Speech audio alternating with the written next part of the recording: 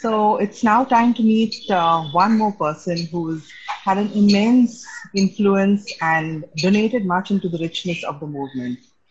His name is Igino Giordani, and he was a very well-known figure of the day.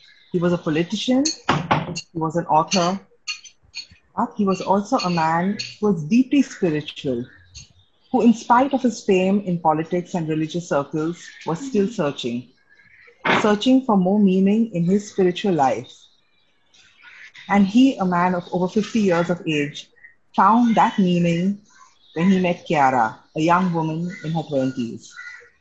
Foucault recognized a living God in everything that Chiara said and did. Chiara spoke of the mystical dimension of the faith, and that moved him deeply.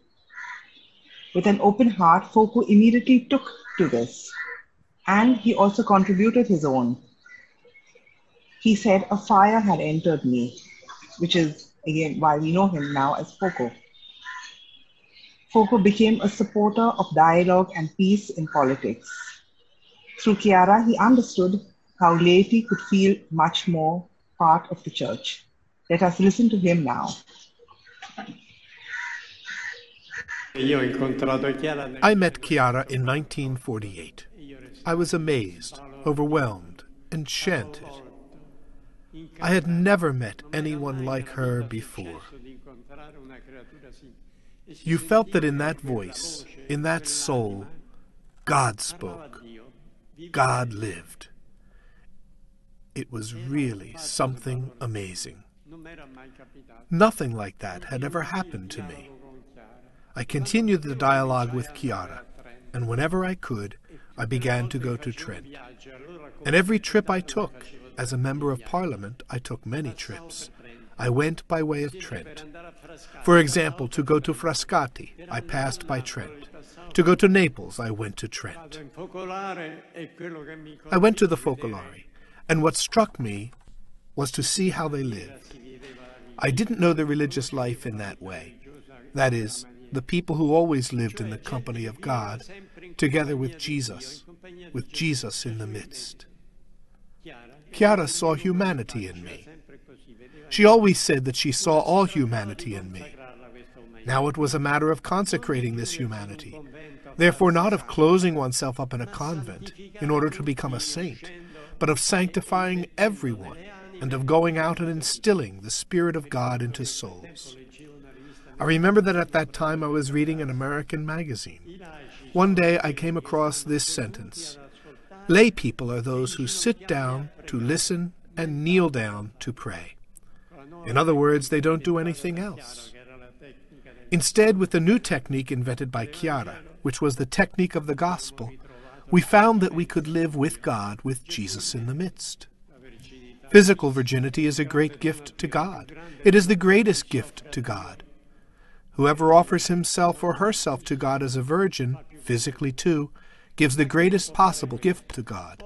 But those who cannot do this can reach the greatest sanctity through spiritual virginity. It was the end, then, of any idea of cloister, of closure. The greatest wonder beheld by angels was born in the Focolare. The mission also of the laity, also of married people in the community, of consecrated men and women, at the center of the Focolare movement. "May I also enter the Focolare?" I once asked Chiara. She answered me, "Who is stopping you?" Who is stopping you? What an amazing response. And that really opened the doors to so much, so many more possibilities in the Focolare for the laity. When Foucault narrates his calling, it's so simple and yet so profound. He recognized the attraction of the life that Chiara and her friends were living, that attraction of Jesus who lived amongst them. When I met the Focolare movement as a teenager, I too was very, very attracted. I was attracted to all the joy, to all the activity, the music, the outreach projects, the youth initiatives. Over the years, I was blessed to discover much more about this movement, this ideal, through my Jain life. And I also learned about small ways in which I could live my faith in a better way. After Ted and I married, I actually began wondering where I now fit within the Focolare movement, because not being a Jain anymore can be a little unsettling. I wanted more than the occasional meetings and gatherings, but I never really had the courage to ask. And life anyway was committing enough. It was fulfilling, it was committing. It was a few years later that I felt in a very strong way that God loved me so immensely. And I also felt called to respond to that love, to give more of myself, to give more to the ideal of unity. Life was good. And soon after that, I met a few other women who were also preparing for formation as married Focolarini. That was the first time I discovered that such a vocation exists within the movement. That is when I also felt that this was a path open to me. I did not have to be perfectly organized to manage my time, to manage my commitments. I realized I could just say my yes to God and He would make things possible. And that is how that new journey began for me. The Focolare movement offers many beautiful moments of formation, many beautiful meetings with people, many enriching moments. There are many men and women all over the world who've chosen this path, who continue very faithful in their family lives, as spouses, as parents, who also struggle, but who have said yes to God in the Focolare movement. We are few of us in India, but each one of us meets with the Focolarine who live as a community in our own city. We share our lives, we share experiences, we all go ahead together. Each meeting for me is always a wonderful enrichment. And of course, the support of Ted and the children helps me to continue to go ahead. So a lot to be thankful to Foco for, mainly for having taken this first step, for having opened his heart to a new way of living. We're coming to the end of the 40s. So we're reaching something called 1949, and that should ring a bell to many years. So, so as the life of the Focolare was growing and with intense activity in Trent and even Rome, because Igino Giordani of Foco, which means fire, he was in Rome. So the activity was, be it in Trent, even in Rome. It was during the summer of 1949 that Chiara took a much needed rest, because the movement started in 1943 and 1949, 5 years down the line. They decided to go up to the mountains close by, the Dolomite Mountains. And amidst hikes, prayers, their daily chores there, they continued to focus on living the word. The word of life was being lived with such intensity that Chiara once said, as soon as the word of God entered us, it became fire. Even before we had time to think of it, it had already become charity, love. That was the intensity with which the word of life was lived. So Foco, as he said there, he always found ways to meet with the Focolarini. And here too, when they were up at the mountains, he would try to come up to visit them whenever he could. It was in this time that Chiara made a pact with Foco, which led her to live a particularly luminous period of mystical experiences, which she communicated to Foco and her friends. And that luminous summer left an indelible mark in the heart of Chiara, of Foco, and to all who participated in it. And and Chiara wrote about it. She communicated verbally, but she also wrote. And these are at the root of the Focolare movement. And the rest of Chiara's life was always trying to put into practice, to fulfill what she had understood during that luminous period.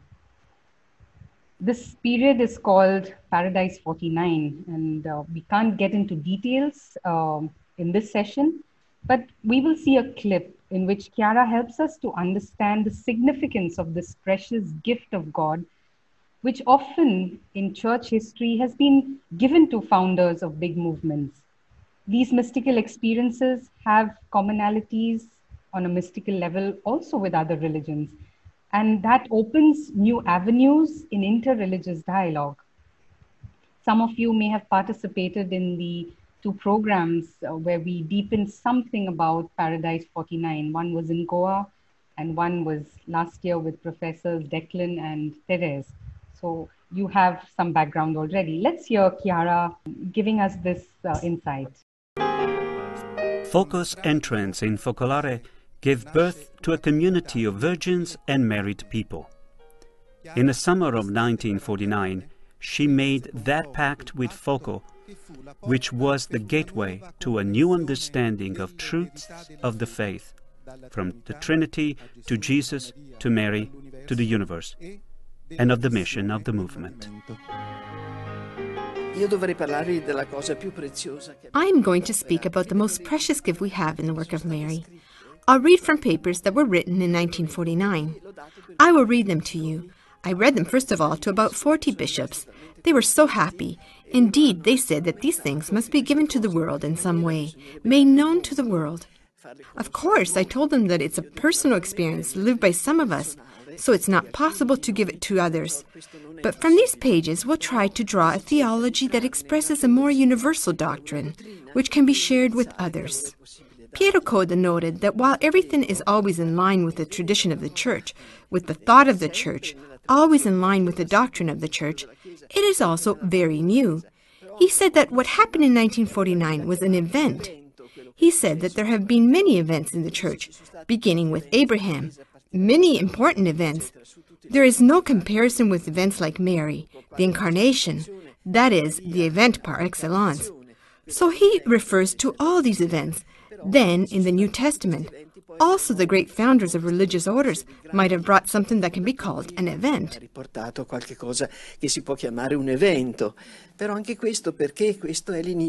This too because it's the beginning of a collective spirituality. By living it, we are truly church, completely church, because we are one.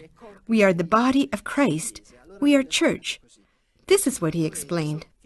Then Enzo, who studies world religions to see the relationship between our Christian religion and those other religions, underlined a passage in which I say that I perceived the presence of God beneath all created things.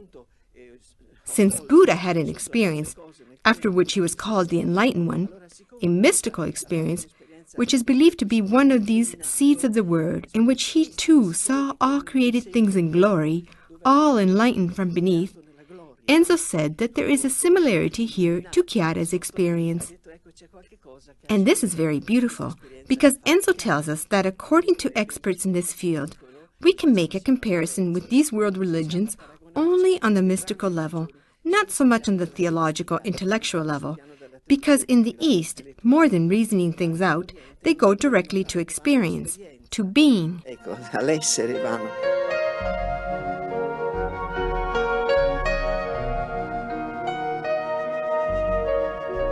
Now, we just saw Paradise 49, right? And that was in the summer.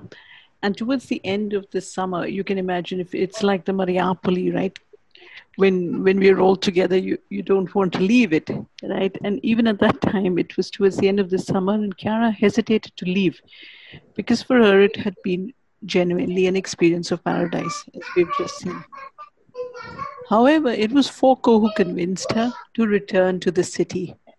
And in fact, Foco wrote to Chiara saying, Chiara, forgive me if I, speak to you as one who doesn't know, because Foco was a parliamentarian, a person, a writer, etc. And he said, forgive me if I speak to you as one who doesn't know how to detach himself from the world, because he was a man very much in the world. But he said, Chiara, you have a family, this wider family, a family that has things to do in the world that is suffering and fighting for the glory of God. You cannot abandon it. Aren't you the one who taught us about that supreme love, Jesus forsaken? Now, for him and with him, You need to let go of God for God, right? Of this paradise, this God which you find in this paradise here. But you have to leave that of paradise for the earth, where you can help many others on their path to heaven. So you leave the heavens and return to us human beings out of love for Jesus forsaken. And it was at that point, on the date was the 20th of September 1949, that Chiara wrote a jewel of a meditative poem on the mysterious link between love and suffering. It's almost lyrical, right? Because it reflects the power and the depth of her experience that summer. Because those lines express the real motivating force behind the spirituality of unity, right? What is that key behind it all? It's Jesus forsaken. The culmination of his earthly life were on the cross. Who is Jesus forsaken, right? On the cross when he cried out, my God, why have you forsaken me? And in that question, we find the questions, anxieties, and pain of all time. It's a cry that opens this boundless space, but it invites us all to an encounter with him. It's a cry of Jesus, who is God, but also man. And he became so radically poor to feel that complete abandonment by God himself, because you know that in the Trinity, we know they are one, right? And now even that one seemed to have got lost, because Jesus cries out, my God, why have you forsaken me? But Jesus made himself so poor to be within everyone's reach, a brother to each of us, thus opening a dialogue that does not exclude anyone. And it starts from that point which defines all our human experience, which is suffering. And it is this mystery that Chiara herself encountered and concluded. Let's go look for him and console him wherever he is suffering. We have to remember, yes, time of the war. In any suffering, let's not run away from him, but embrace him in the many crosses of ours and of others. And actually, it's not a painful, sorrowful Christianity, but it's a love story full of surprises. It's a choice, carried out little by little, without reservations. And this brought forth tremendous light. Chiara discovered, as I was saying earlier, the key to unity is in Jesus forsaken, that secret of unity, and the road to become that instrument of unity, not just at a personal, individual level, but together on a universal scale. Chiara sees Jesus forsaken, this God who empties himself, and she sees that God who empties himself as a God of today, very actual, very, today. He's not a God that's of imposition, of fear, but this God who welcomes, who listens to, who serves, and above all takes upon himself every burden. Therefore, he's the God of people who do not hide behind, their own security, but they give of themselves to others. And they dare to make room for others and build bridges. And we see that through everyone in the movement across, whether they are young, children, etc. You see this desire and this effort to love and to build these bridges of unity. And this is what he asks of each one of us today. He can come in ways most varied. We all know that. I was once asked by a person who currently does not have the gift of faith, so if your God paid the price already, why do you still need him? I could only respond, because I cannot go beyond any suffering without him, but only through him. Suffering comes often in significant life-changing moments, we all know, right? A death in a family, the pandemic now, etc. And through him, we can go beyond. But he also comes in daily realities. And this is something I personally find useful. And I don't mean to trivialize Jesus forsaken, but to consistently, each day, try to be faithful to him, because that is what we are eventually called to do. To fail and start again. And what helps me a lot is a tip that Bishop Hemley, who you probably hear about later at another time, but Bishop Hemley had given these tips which he uses, which I find tremendously useful. So I'm just sharing it with you. And he talks about how to love Jesus forsaken in your daily life, right? So he says, step 1, prepare yourself. So in the morning, And I try this. As I wake up, say, today I shall await you. I don't know what this day will bring, but I know that in any unforeseen way, you will come. In the difficulties, in the disappointments, in my own shortcomings, in tough news, but I will await you. And not with a resigned to fate resigned to fate as an FATE attitude, but because we love him. The second step, recognize him. So, during the day, it's almost always, he comes in an unexpected way, right? I meet him in the negativity around me, the negativity in me. But at these moments, it's important to recognize him immediately without hesitation, because he in his abandonment is always present in every need or fault. He's there because every pain is his. And what matters within this is to recognize him and then try to love him immediately. So the first was prepare yourself. Second, recognize him. Third is call him by his name. This I found very, very useful, because silently calling his name, to yourself, it reminds that it is not a thing, right? It's not, oh gosh, that problem, oh this, oh no, why can't they do that, blah, blah, blah. It's not that. But you give it a name and it's you, it's him. And that immediately changes the way we react to it. And the fourth step is welcome him with joy in our heart. It's very often, sometimes to accept the difficulty in itself is difficult. To accept the suffering is difficult. Just the accepting itself is tough. But Chiara reminds us we need to welcome him. But by trying again and again and persistently and with the help of everyone, because everybody's trying to do it together, it works. I remember Chiara once said to us, Jen, after the Gen Fest many years ago, she said, only those who love Jesus forsaken and go beyond the wound live in a perennial Gen Fest. That has always left a strong impression on me, because, trying it, I see how it really works, because then it is truly a Gen Fest as in not that event, but as in paradise, right? It's paradise amongst us, especially when we meet together, because we know each one, the other one there, has loved Jesus forsaken. So that's now coming back to this beautiful jewel of a poem that Chiara has written. I will not even seek to explain it, right? Because it's her love letter, and will let her speak directly to you. Yeah, so this was the paradise that they were on, the summer, the beautiful Dolomites. There are poems written about this itself, but now we go to Chiara's jewel of a poem, right? And when Foco reminds her, go back to your city, go back to the people suffering, go back there, and go back especially to him. Endless distance, that distance separated God, limitless separation, but that wonder of love. Yeah. This is the poem she wrote. I pulled out a picture of the original. This is written, I said, on 20th September 1949. This is, of course, in Italian, but just to get a feel of Chiara's handwriting as well as what Chiara wrote. And now we go into English.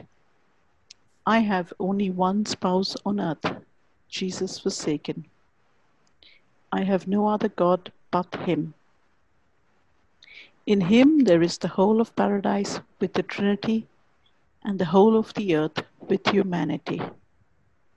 Therefore, what is his is mine and nothing else, and his is universal pain, and therefore mine.